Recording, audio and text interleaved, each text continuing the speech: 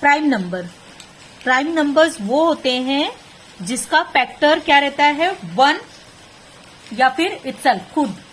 ठीक है, जैसे अभी 2 है, 2 को टेबल आप करो तो क्या आएगा, 1 के टेबल में आता है 2 और खुद के टेबल में आता है, बस 1 और 2 के ही टेबल में आता है।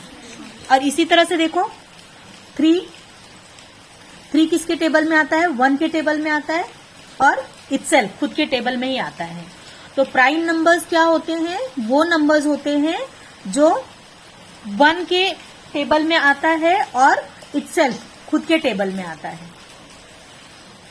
तो ये क्या हो गए, प्राइम नंबर्स हो गए। अभी को प्राइम क्या होता है, को प्राइम का मतलब होता है किसी चीज का, जैसे हम फैक्टर निकालते हैं, जैसे मैं अभी यहां पर फैक्टर ऑफ 10 निकालती हूँ, फैक्टर ऑफ 10।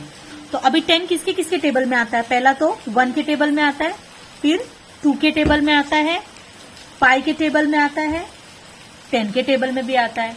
अभी एक और ले लेते हैं, जैसे कि 21 लेती हूँ मैं। 21 का फैक्टर निकालेंगे तो क्या होगा, 21 के फैक्टर में देखो किसके किसके टेबल में आता है, 1 के टेबल में, 3 के टेबल में, 7 के टेबल में और 21 के टेबल में।